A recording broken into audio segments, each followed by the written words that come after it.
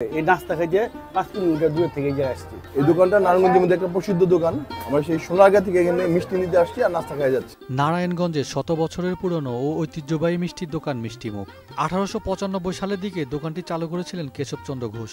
সেই থেকে এই দোকানের দই ও মিষ্টির সুনাম। বর্তমানে ব্যবসা করছেন কেশবচন্দ্র ঘোষের চতুর্থ প্রজন্ম।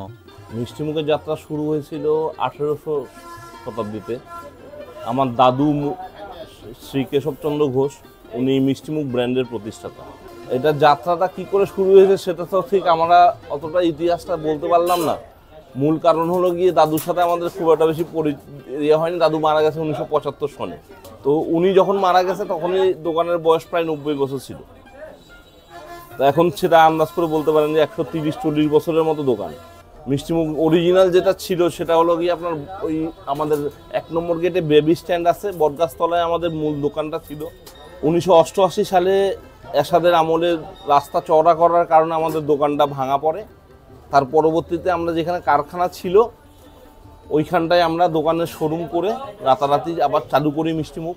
আগে কাঁঠালের পাতা ও মাটির হাঁড়িতে মিষ্টি বিক্রি করতেন।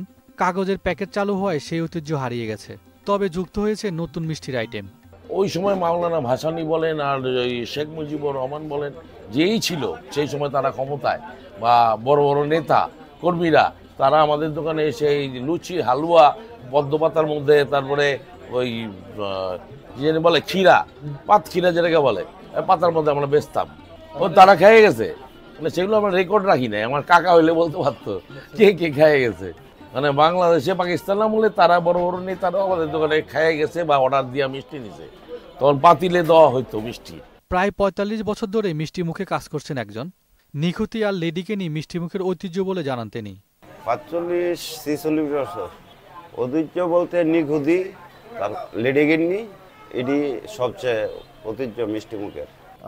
বিশেষ করে বলতে গেলে যে আমরা নারায়ণগঞ্জে দেখতেছি যে এখানে মিষ্টি মুখ, তারপরে আদর্শ আছে, জগৎবন্ধু আছে। আমরা মানে জন্মের পর থেকেই এগুলা খুব একটা ভালো মানোন্নয়ন, মানে তারা খুব ভালো একটা সার্ভিস দিতেছে, ভালো জিনিস তৈরি করতেছে।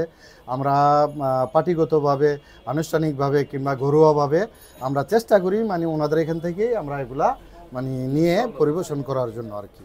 মোটামুটি আমাদের এই মিষ্টিটা মানে ওনাদের দোকানের রসরাজের মিষ্টিটা খুব মজা, আর একে তো কোনো ভেজাল নাই। প্রিয় দর্শক, আমি এখন আছি নারায়ণগঞ্জের শত বছরের ঐতিহ্যবাহী মিষ্টি দোকান মিষ্টি মুখে। আমার হাতে দেখতে পাচ্ছেন ছানার পোলাও, যা সম্পূর্ণরূপে ছানা দিয়ে তৈরি। নারায়ণগঞ্জের আরেকটি ঐতিহ্যবাহী মিষ্টির দোকান আদি আদর্শ মিষ্টান্ন ভাণ্ডার। মিষ্টি প্রিয় মানুষের কাছে এই দোকানের কাঁচাগোল্লা, রসগোল্লা, ক্ষীরের চপ ও লালমোহনের অনেক সুনাম রয়েছে। প্রিয় দর্শক, আমি এই মুহূর্তে আছি আদি আদর্শ মিষ্টান্ন ভাণ্ডারের সামনে। এটি নারায়ণগঞ্জের সবচেয়ে পুরাতন এবং ঐতিহ্যবাহী একটি মিষ্টির দোকান। মানে এই দোকান থেকে আমি শুধু নাস্তা খাইতে আসি নাই, আমি ছোটোকাল থেকেই এই দোকান থেকে মিষ্টি নিয়ে আমার মেহমানদের, আত্মীয় স্বজনদের বাসায় নিয়ে যাই সবসময়।